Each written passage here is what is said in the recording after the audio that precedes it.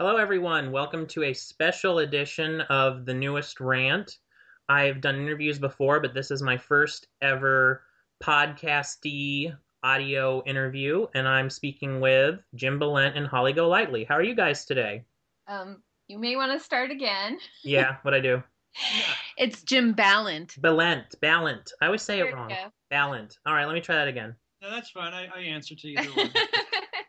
I can cut that out. All right, I'm just going to start again. Balent. Well, anyway, this is a special edition of the newest rant. I'm talking with Jim Balent and Holly Golightly. Hey, David. How are you guys? We're doing well. Thank you. Awesome. Well, I'm going to start with the most important, hard hitting journalistic question because I do, of course, the hard news. Is it Golightly with a capital L or lowercase l? It's all one word. It's just all one word, not like if you had mix something. It's just No, just all one word. awesome. So, you guys are, of course, known for a variety of stuff, but Jim, I didn't get into comics as much as I did until during the mid 2000s, but I'm familiar with some of your earlier work, such as your Catwoman run. Can you tell the readers slash listeners a bit about yourself and your background? Yeah, really quick. I started drawing Catwoman. I was a penciler for Catwoman from 1993 to 1999. I also inked and drew the covers for that series. So that would be issue Catwoman 1 to 77. And from there, in the year 2000, Holly and we started Broadsword Comics. And Holly's book is School Bites. School Bites. I was going to say Tarot, Witch of the Black Rose. That's yours. But yeah, that's mine. We have the crossover that we're going to talk about, so it's kind of both of yours in a way. Yeah, it is. I mean, we're workaholics. So every day, 24/7, we're together. We're in the studio together. We're drawing, we're creating. And if Holly's not on the website, she is, drawing and writing her own book and coloring mine or doing production on it. And I'm constantly writing and drawing as well. So yeah, you're definitely right. It is our book, and a lot of times, I'll say our book or our company. It is really. It's just the two of us, and we're doing most of the work. We do have a outside flatter named Randy. She's really cool. And we also have an outside editor that, we need a set of fresh eyes sometimes. And it's Neil. And that's Neil, yes. So, but yeah, basically it's Holly and I doing the work 24/7. So yes, it is our company. It is our books. Yes, yeah, I've been reading more and more as I've discussed on the website. I've been moving more into sort of the independent comic field, less big two. Although had been reading tarot for a bit. It was funny how I stumbled upon it. If you guys would like to hear the story. Sure, why not? So I had a pull list with a comic shop, and they didn't keep track of the pull list with a big computer system. They just would write the name of what you were reading, and they would check the list and pull it. So some years ago, Marvel had some sort of mini series event where the comic was called Tarot, and it featured like an old enemy of Stephen Strange, collecting magical tarot cards or something. And so they happened to start pulling Tarot, Witch of the Black Rose too, because the note just said pulled Tarot for David. So I was like, what's this? And I'm like, wow, this is very interesting. And then so I started, reading tarot. And so that sort of leads to my question of how do you as sort of, a independent publisher, how do you guys go about, would you say, finding those readers, and how do the readers go about finding you? What's your, secret to having, grown so great since, as you said, 2000?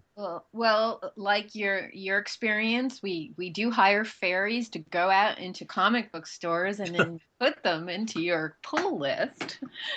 Well, it's all been word of mouth, you know. Really, people who loved your books jumped over to your new title, Talking to Jim. So you know. Yeah, it was. There a lot of people who enjoyed both Holly's work and my work seem to have followed us over the years, and we're just so grateful for them. And they're the key reason why we're still going on is they're enjoying what we're creating, and we're still liking what we're doing. And that's probably the, I hate to say secret because I get asked that so many times, like, what's the secret of becoming so successful? you guys have been around for so long. It's as long as you're doing what you love, and as long as you're treating your readership with respect, then you know, hopefully they'll follow you and continue to support you. And what I mean by respect, I mean, getting your books out into the stores on time. And for the past 15 years, we have been hitting our deadlines. No matter ice storm or hurricane that knocks out the power in our studio for weeks, we find a way to make sure we hit every publishing deadline because we're fans ourselves of other artists, of movies, of anything. And when you expect something to be either in the theater or in a bookstore and it's not there, you get disappointed. And if it goes on too long, if it's not there, then you start forgetting. And that's one of the that's one of the reasons why we want to hit our deadlines. Yeah, hit our deadlines because the readers they put their life into our stories as well, and we feel that we have a big obligation to sort of give them what they've been waiting for so long. It's kind of like if Santa was late, for Christmas. Yes. But actually, that works great because, as you were saying, sort of about when you started and the importance of hitting deadlines. Can you what inspired you to sort of say, what, I want to go, start my own publishing thing and make my own comics. The creative freedom because there's a bit more of that today. There's a lot of sort of small press comics things, but you guys, you grew. You're in previews, which you have to have so many people to do that. So can you give me sort of a timeline of how it went from, the start of the idea of doing this to, it's starting to being where you are today? That's like a short question, but I imagine a long answer. No, sure. I guess I could kind of make it short. First, I just want to say that I think anyone who starts following their dream, whether to work for, the major companies or to put out their own comic, that's great. More power to them. I'm so glad when people are following their dreams and they can make a living off of it. That's even great. But, I have to say, I started drawing and thinking of my own characters since I was 5 years old, and I'm sure a lot of people have. So when the opportunity came in the year 2000 to sort of step into, I guess, self-publishing, it felt really natural. And since, as I said before, Holly and I are workaholics, and when that door opened and we talked to our lawyer and we got everything in a row, when we said this is what we want to do and we want to make sure it's successful, and so it takes a lot of sort of just sitting down and doing it for one, and being mindful of once again your readership and what you want to accomplish. So I think that's probably the long short answer to that question. Mm-hmm. And sort of leading into some more questions about tarot, because when I think of tarot, sometimes when you think of a comic, you'd think of just a writer, just an artist. But when I think of tarot, I think of you two as quite the duo because, we've got Jim with writing and penciling, but then the extreme importance of the coloring and lettering from Holly. And sometimes, of course, Holly, you'll have some art in tarot. I remember the recent issue where that occurred. So how did you sort of get into working in... You do know that Jim does the cute art too, right? Does the cute art too? I thought it was sort of a mixture of both. No. You helped, really? No, I don't touch it. It's all him. I'll edit that out because now I found it sounds stupid. No. No, not at all. No, I thought you were referring to some of the back pages where Holly does well, that too, yeah, the school bites and school bites inserts. Yeah, no, Jim is a very accomplished cartoonist too. He does if you backed our last Kickstarter, he did a very funny pinup book called The Super Secret Sexy Sketchbook, and it featured vignettes of me at home. That's right. Yeah. Wasn't there one that was, I could swear there was one that was themed like, it was sort of spoofing the one Marvel Comics, the Mary Jane thing with the laundry or whatever. I think I could swear I remember that. the laundry. Oh, No. was that like That's Marvel stat. There was something with like there's like a little Marvel spoof thing, I could swear. me with the frog? No, no, I don't know what I'm the thinking. I can't think of. If I hadn't, I can't think of the top of my. Yeah. are you thinking about the sort of 1 million BC spoof? Yeah, sorry. I was for some reason I submitted. Yeah, Were, it's at the tip of my head. were there where they were cavemen? Yeah. Oh yeah, that's different. Yeah, that's. I mean, it is done all by me, except for the coloring of the interiors, which is done by Holly. Mm-hmm. But yeah, I do change my style depending on the effect I want of the story or the emotion I want from the characters. And that can even change from either panel to panel. Like sometimes I'll have a really serious looking character, and it'll be very sort of photorealistic, and then a panel right next to it could be very cartoony because I want that sort of, Bugs Bunny in your face of like, what's going on, Mm-hmm. And I think that's sort of the best way to sort of to get that emotion across. And that was probably one of the main reasons why I thought Holly and I should team up on this newest tarot issue, Tarot number 90, which is part of our Kickstarter, is that I really loved her sort of animated style that that she's so great at, and I wanted to combine both of our styles, where I'll do more of the action-oriented sort of storyline, and then she'll come in with the same storyline, but then sort of like spice it up with some incredible manga-like. Yeah, manga-like illustrations. Yeah, I mean, I too have a lot of different styles. I've worked with some. I had a horror comic book, well, romance horror, called Vampire, and I also work for Archie Comics, so I'm capable of doing sort of the Warren vampire-ish kind of style that's more sexy, and I can do house styles. That's my mutant power. And I could also do realism. So Jim and I both had the capacity of a range, other than I do not do superheroes or a lot of action. It's just something that I have not been drawn to, and it's not one of the muscles that I'm proficient at moving. So Jim totally, in this crossover that we're doing right now, took my characters from School Bites and made them action heroes, which is pretty awesome and a lot of fun to see. So that's what we're working on now. Awesome. Yeah. Yes, Yeah. that was sort of going to be my next question about Holly.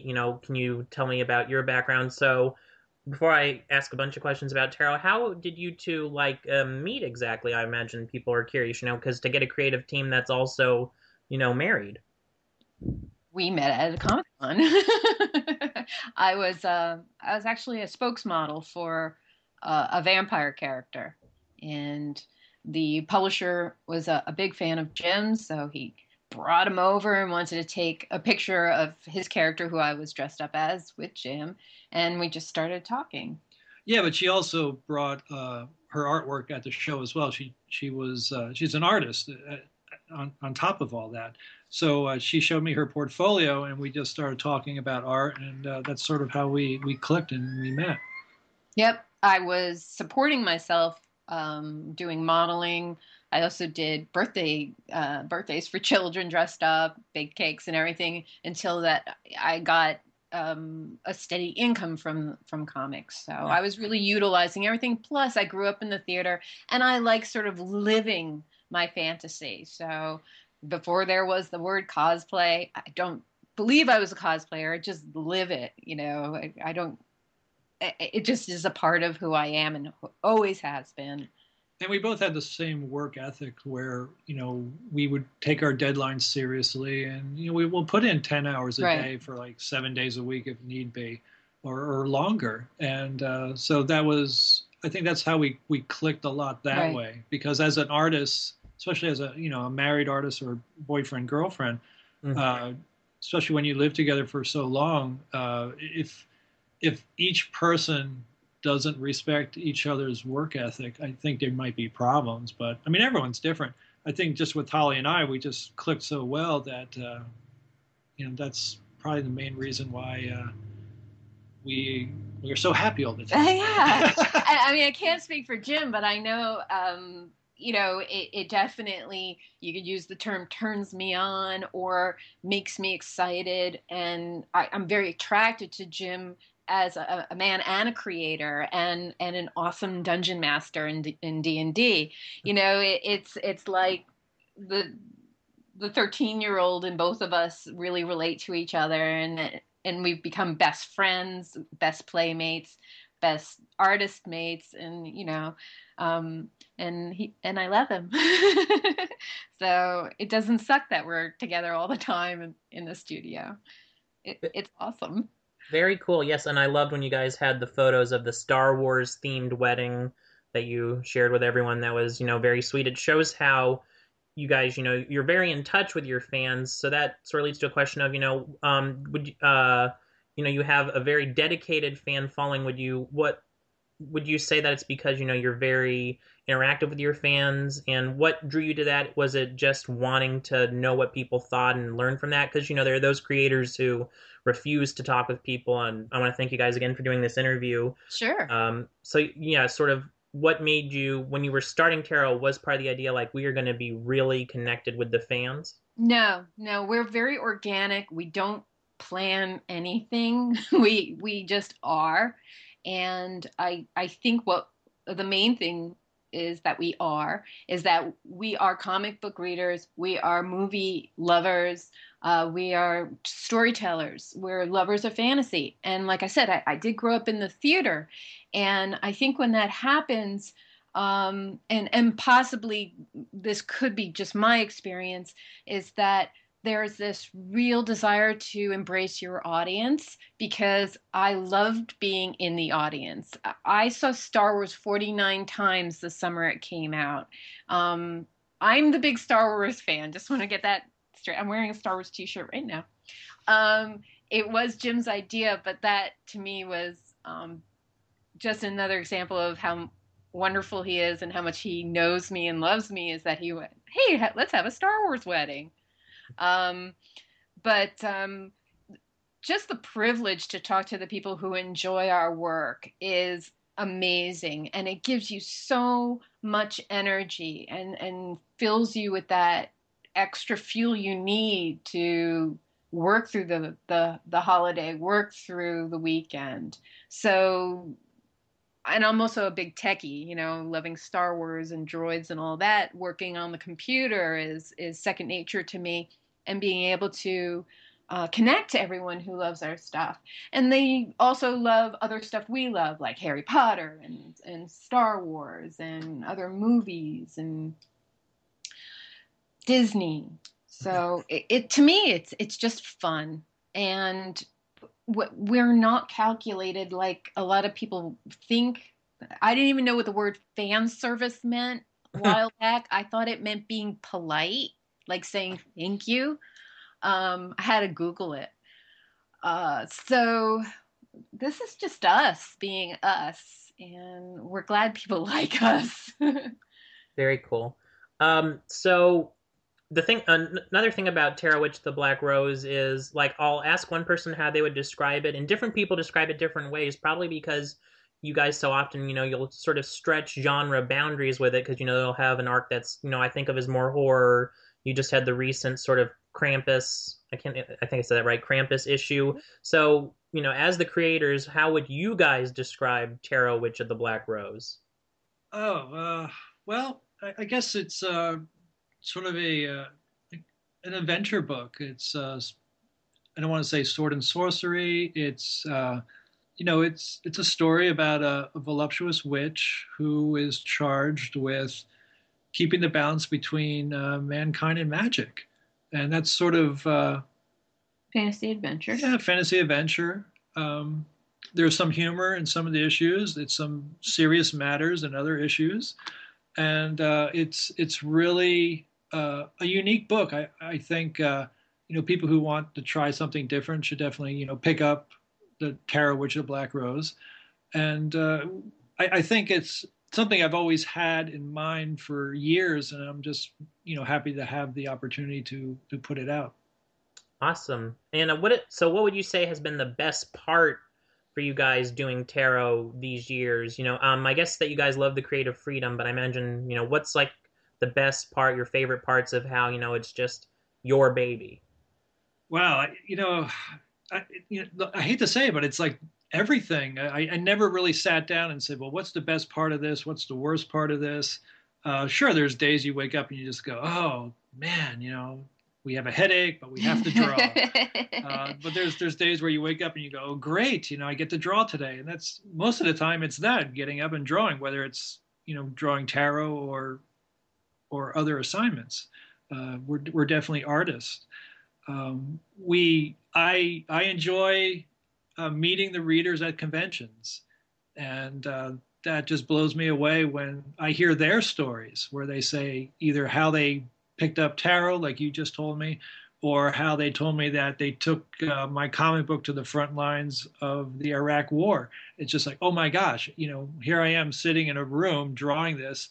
Little did I know that this book is going to end up in a soldier's hand who really loves the storyline, and it's now at the front of the Iraq War when it was happening. Or there's other times where people love it and they go, "Oh, this is great." There's other times where people, come up to me and they say, "I'm going through some really difficult times in my life, and your book made me laugh or made me appreciate the way my body is." So it affects fans. It affects fans differently. Sometimes it's really deeply, and then sometimes it's just a type of escapism. So that's probably one of the things I like the best is meeting them, and then the whole idea of just sort of coming up with storylines or putting events that happen in my life or Holly's life into the storylines, or Our friends. or friends we know. I love drawing them into the comic book because it makes it more fun for us and more real, and it brings it out of that comic book realm. But so those are just a few points that I like the best. Very cool. I'm glad that you weren't going to be like, well, secretly I hate everything. No, Oh my, no. no. I know.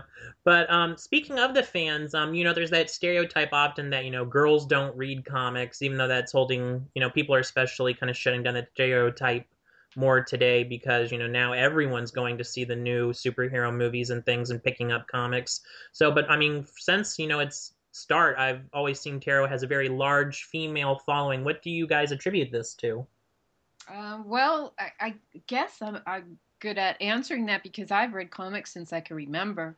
Starting off with like Richie Rich and Archie, and when I became a teenager, I started reading Red Sonja and Vampirella, and a lot of strong female characters. Ones that I saw in ElfQuest. So as a teenage girl, that's what I looked for. I even read Spider-Woman, the old Jessica Drew in the 70s.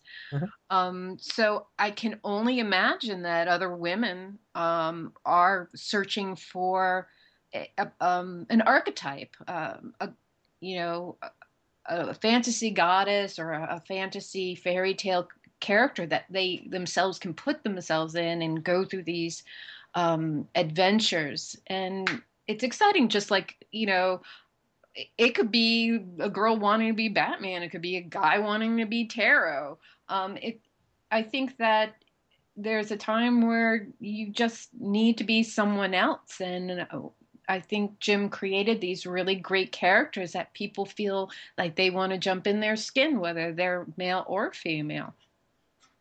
Neat. When you said created characters, that makes me. Can we go on a digression and talk about Dark Claw for a minute? Sure. I'm a fan of Dark Claw, even though he only ever he had he hasn't necessarily existed that much because he's an amalgamation of DC and Marvel. But I have the Dark Claw issue that had your art on it. I discussed it on the blog before, and I have to ask, how did Dark Claw come about? Where did you guys get told by Marvel and DC, hey, can you combine Batman and Wolverine, or were you guys sitting around going, what would be awesome? We could take the two most awesome superheroes and combine them into one person. I'm just curious, how did Dark Claw come about? Okay, there's a story to this. Most likely, Marvel DC got together and they said, we're going to put together Batman and Wolverine and, go find an artist to create it. the way I came into this picture was like this. At the time, I was doing, I believe it was Topps trading cards, or when they were doing some super. I'm not sure if it was Topps, but I was doing superhero trading Fleet? cards, maybe Fleet. I forget what company it was right now, but I was doing some Marvel characters, some DC characters, and I get a call from the card company saying uh, there's this character called Darkclaw they're going to create at Marvel and DC, and we want you to do the cards to it. And I've never heard of this character because A, it wasn't around. So I said, okay, just send me the reference and I'll draw up, one or two cards. And there's like, okay, no problem. As soon as we get the reference, we'll send it to you. Great. A week or two goes by, and I'm working on the Catwoman books, and I get another call from the card company saying, "Do you have any Darkclaw art for us for the trading cards?" I said, "I've never received any reference. I don't know what this character looks like. Who is this guy?" And they said, "Well, as soon as we'll get it, we'll give it to you then." And we're like, "Okay." And weeks go by again. So this is like a month or two, I believe, that went by. And you know, the card company calls me again and says, wow, we really need the art to the Dark Claw trading cards. And I said, I don't have any idea what this character looks like. I'm sorry. As soon as I get reference, if somebody gives me reference, I'll draw it.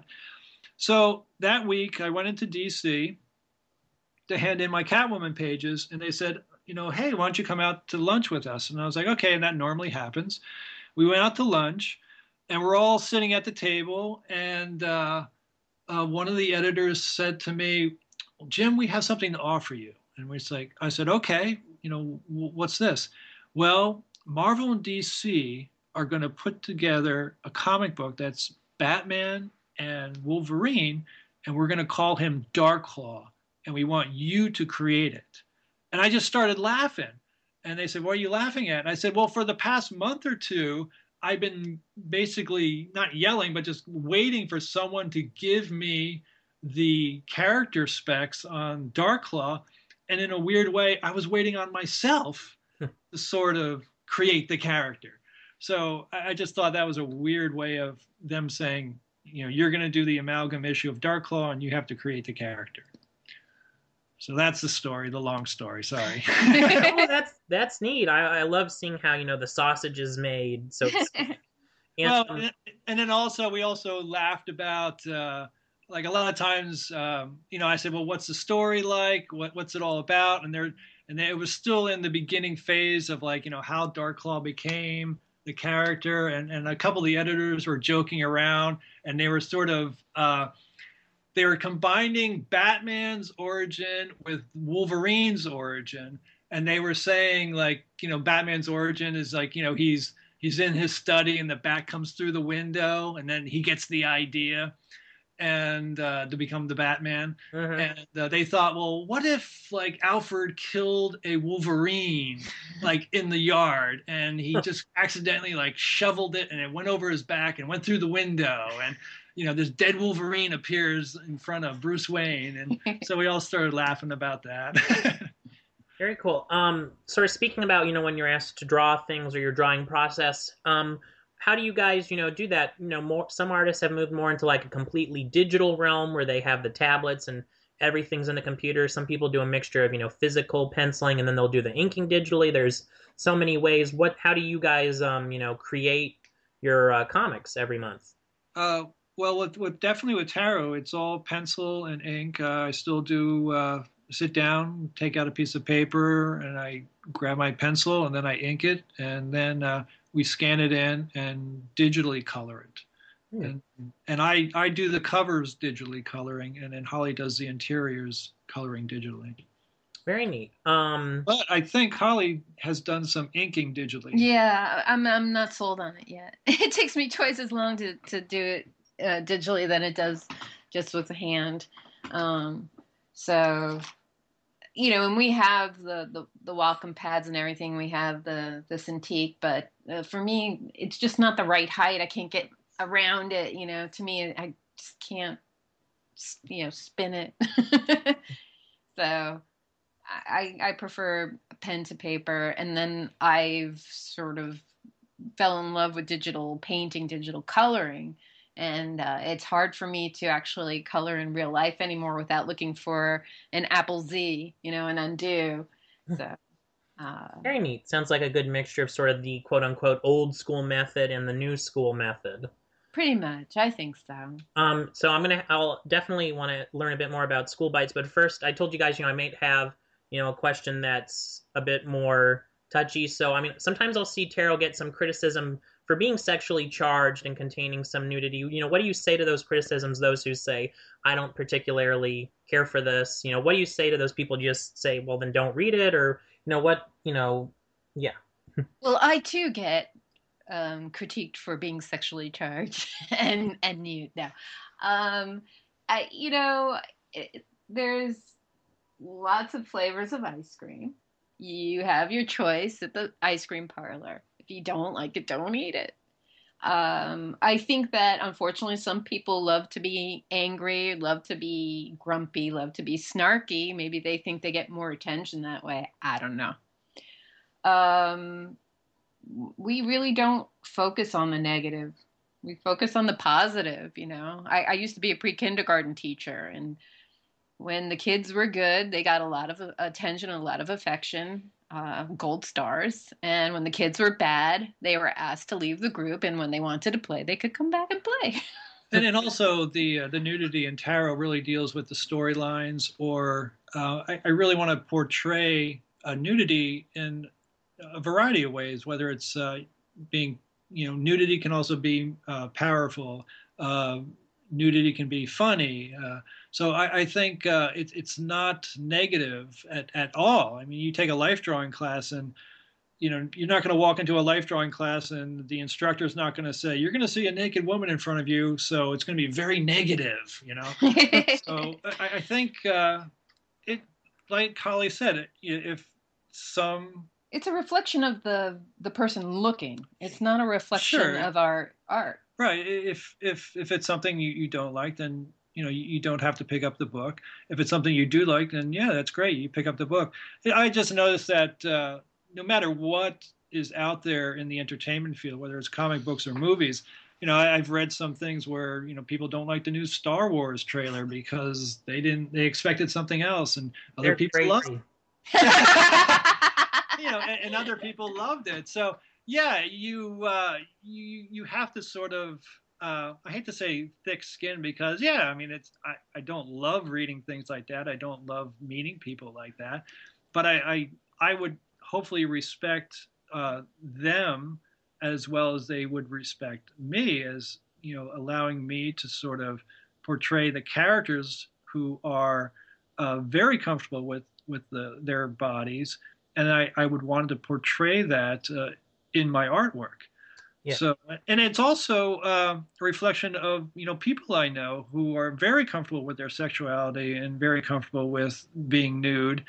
That I purposely made these characters reflect that in the books, because I thought, well, why not? Yes, you could get tons of people who can draw, heads exploding or bullets to the face, and that seems to be okay. But when it's like, a naked girl bathing, or just, anything sort of positive that way, when it deals with nudity, that's when, people sort of get a little bit crazy. But, once again, you take, I hate to say the good with the bad, because on the opposite side of the coin, I have a woman who is a reader, came to me, and she went through some breast cancer, and she just hugged me, and we cried a bit about how tarot has helped her with her body image because of the nudity and the sexual nature of some of the stories. The positive energy. So on the scale of things, who means more? This woman's reaction to my work, or some guy or some person who likes to sit on the internet and just sort of, be a troll, like, slam me.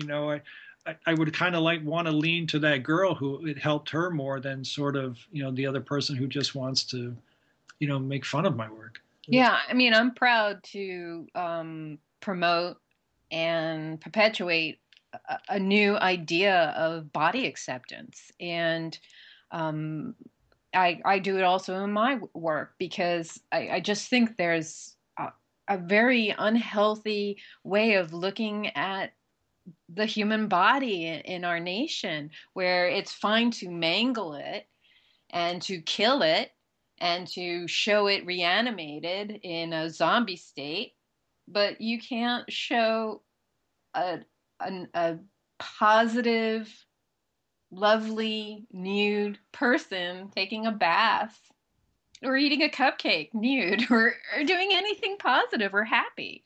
It's kind of weird. Yes, I was gonna say I do like tarot often has a very well, not often, it just does have a very, body positive image. It writes about, loving oneself and that. So and that's something I like because you do see in comics, nudity is treated as something shameful, but in the latest issue of many comics you'll see some guy's arm being ripped off and hey, this is all ages appropriate, Yeah, arm that's weird. popping off.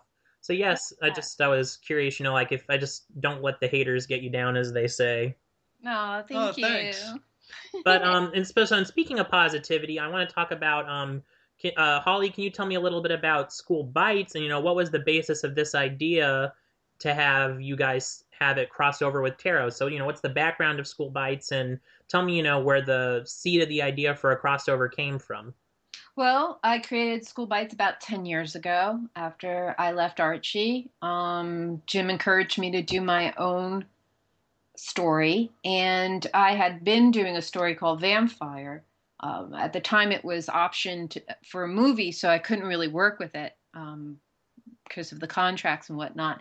But you become very connected to your characters. So I started trying to reimagine my characters in this whole other realm, in this whole other world. So I could still play with them, but maybe under different names. And a different energy, because when I created the other property that was option, I was in a different mindset. And I think I was ready for something very happy and cheerful and just to reflect how I felt inside. So I created this school that was created to help young vampires who have been left sort of abandoned to know how to be a good vampire, to drink responsibly, and to become a positive part of society. I didn't want to deal with like anything that was high fantasy, there's no evil character that's going to take over the world or anything. It really deals with coming to age and learning about yourself. And I always thought that that's a really good,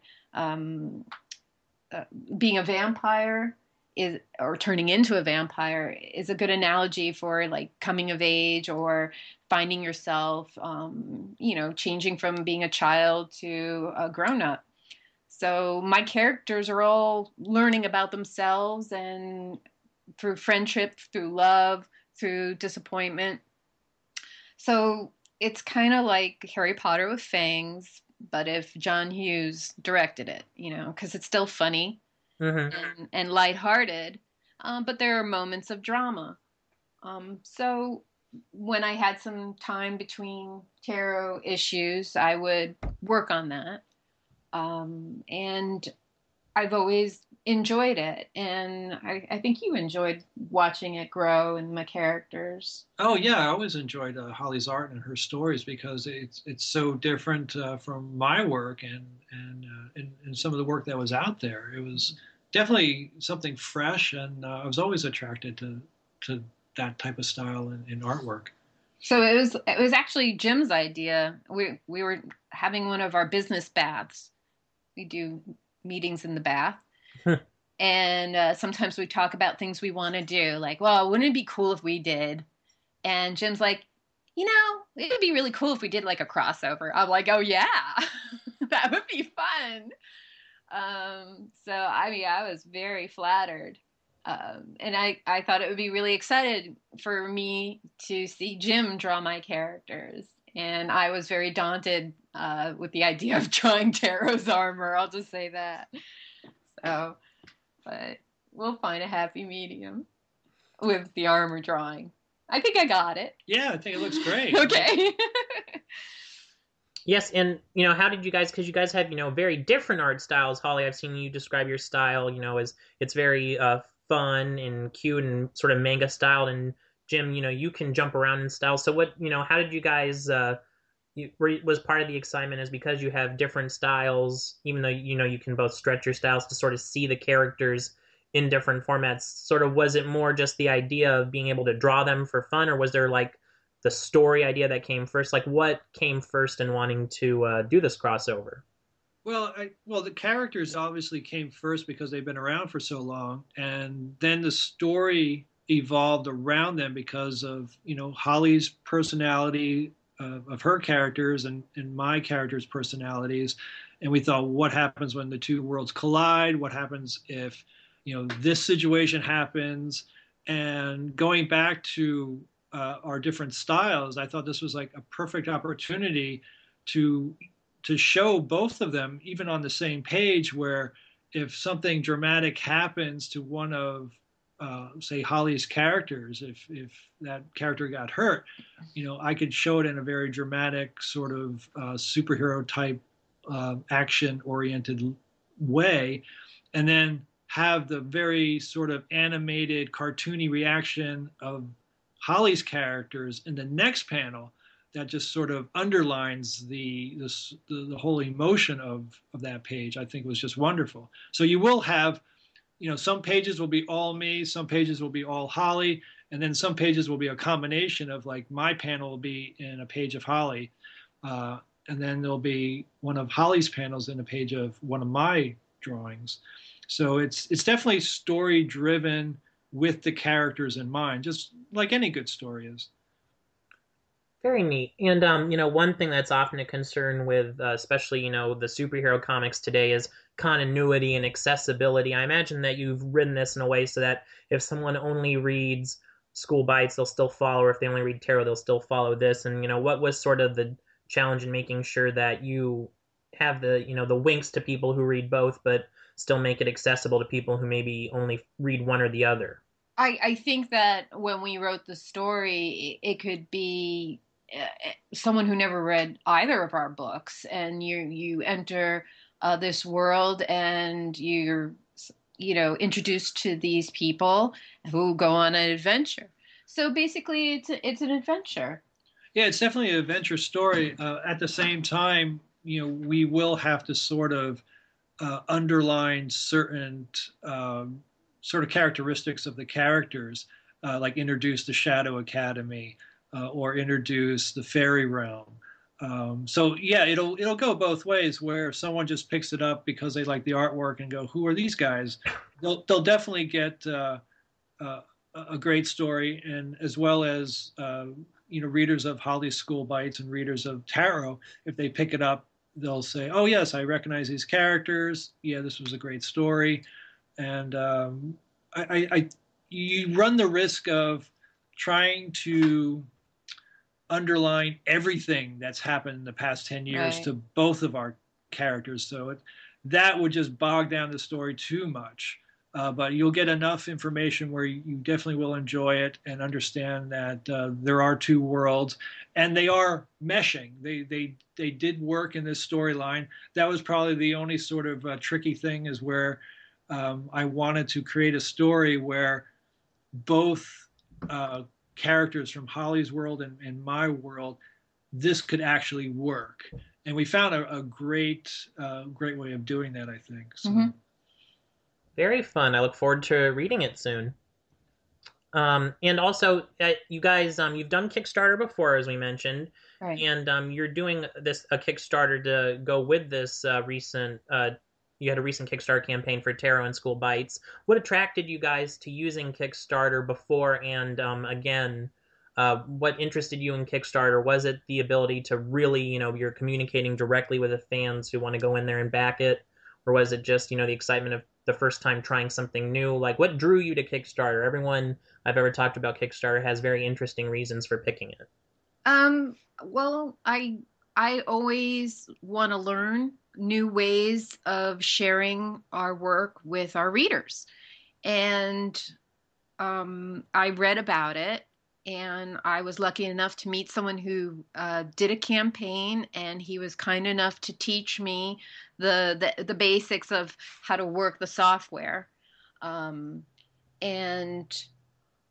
I really needed support on creating School Bites, because the reality is that because the book is geared toward young women, and it is unusual, that a lot of comic book stores just don't know what to make of it. So my sales on a wholesale level and worldwide distribution are modest. And I really wanted to create a new project with it, but I really needed the support. So because it was a web comic, I was hoping that possibly the people who were reading it that way would enjoy it in their hand as well.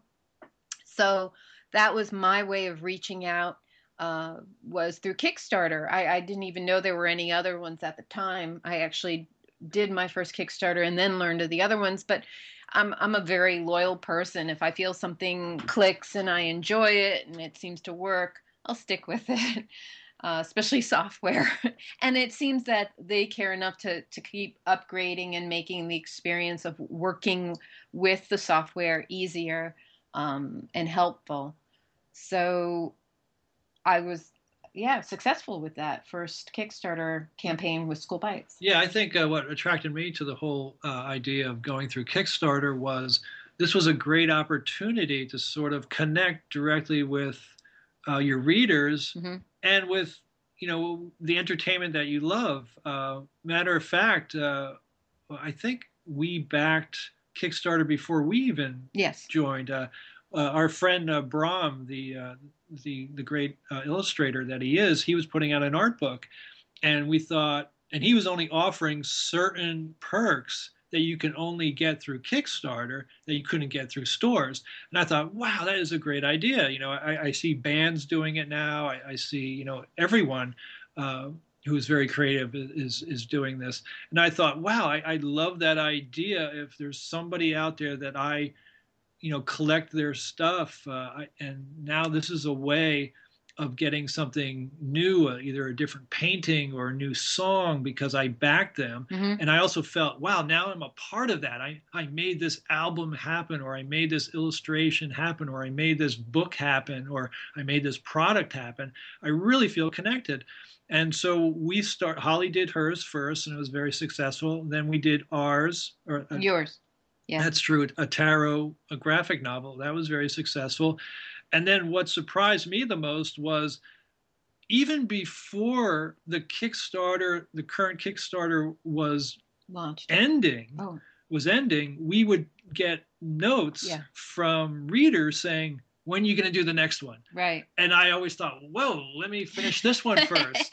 And that happened after Holly's first School Bites. It happened after the graphic novel.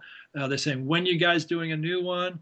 And I kept putting it off, saying, well, let's just cool down a bit. And we kept getting the emails. So when we came up with this idea of a crossover between Tarot and School Bites, I think Holly and I both thought, wow, a lot of the readers have been wanting us to do something special for a project, and I thought, this is pretty good. Yeah, this was unique enough, right, to warrant doing it as a Kickstarter. And like Jim said, there really is that we're all in it together. When we're creating the books themselves, it's exactly how we feel when we're doing the Kickstarter. So it is a great platform to amplify our experience and connection with our readers. And you recognize their names when the orders come in, and you see them at the shows. So you just have this more of a connection with your readership.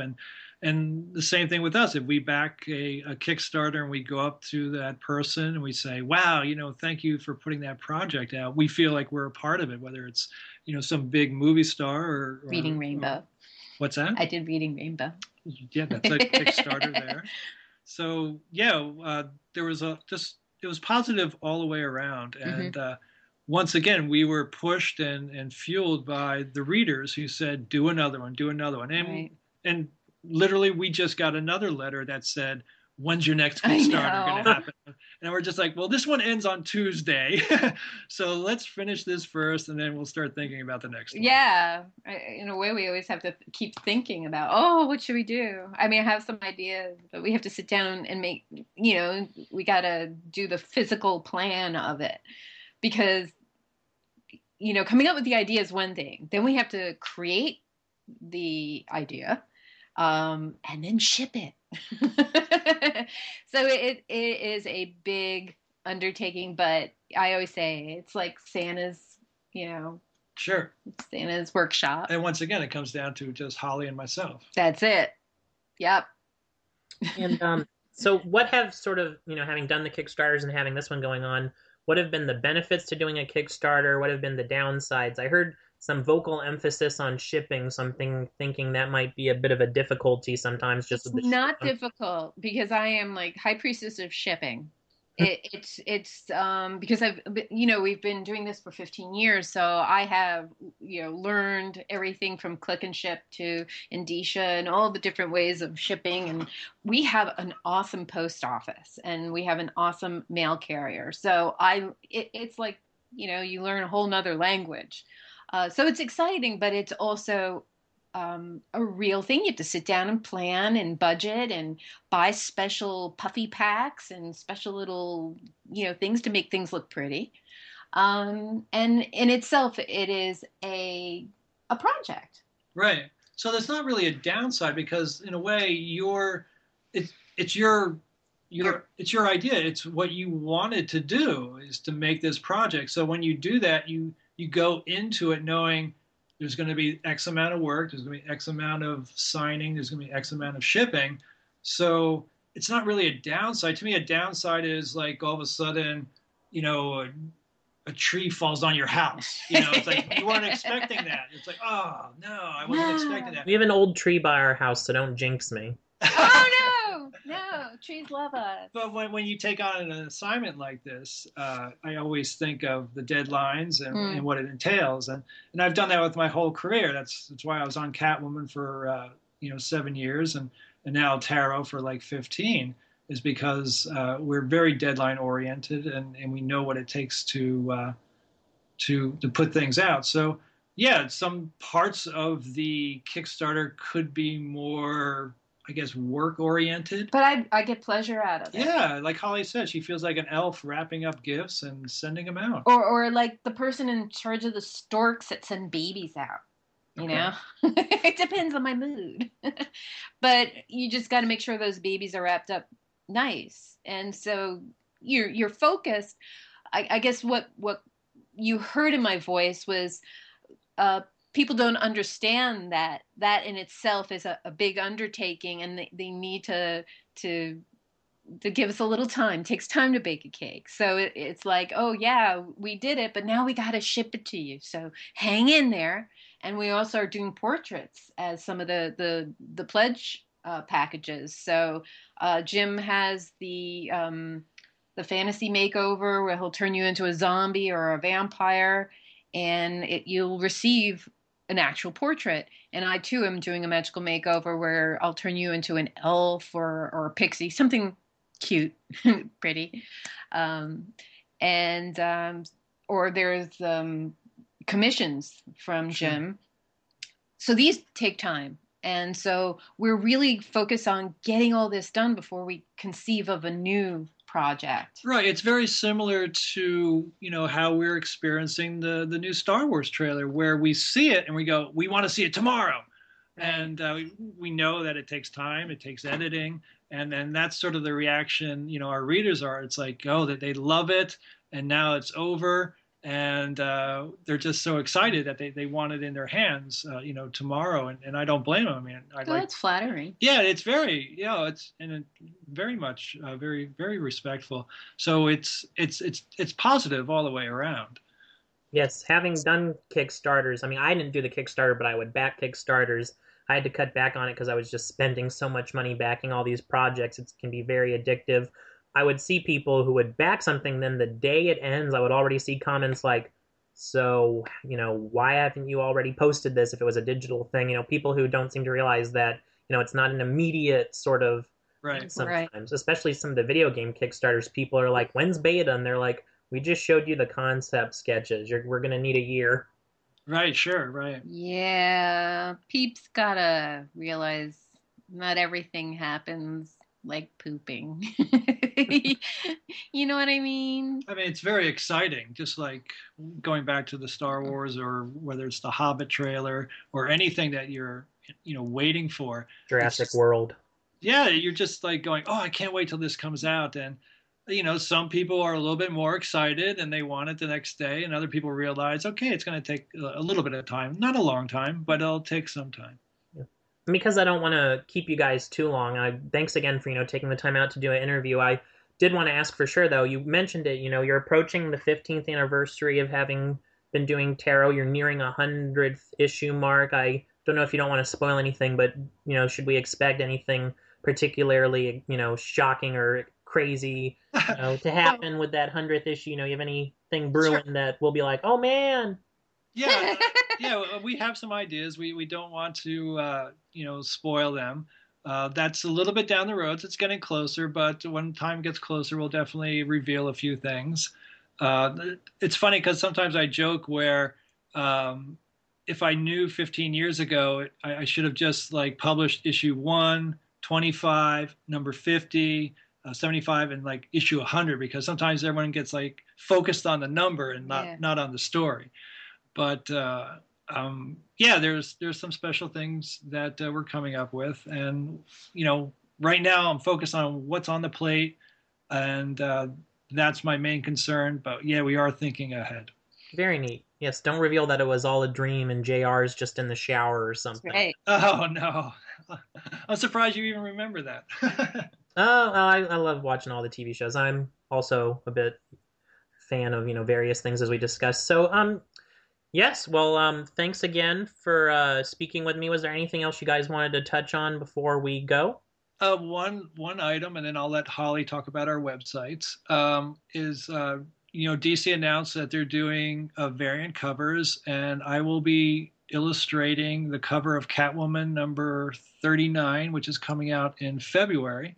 So that was a lot of fun to work on. So people who collect all the variant covers, um, my illustration of Catwoman will be in February on the cover. Very neat. And Holly? Jim said that I would talk about our websites. Our websites are jimbalent.com. That's our main mothership. We have a website called bscdigital.com. That is our digital site where we have a library of all our comics that's actually going to be updated for 2015.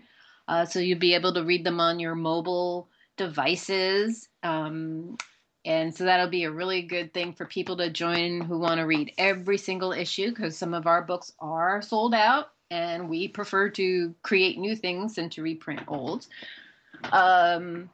Then we have schoolbites.net, which is going to undergo another needs a facelift.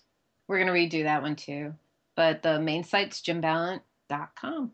Very neat. And I, of course, can be found at thenewestrant.com. So, yes, thanks again, guys. Thanks, David. Thank you.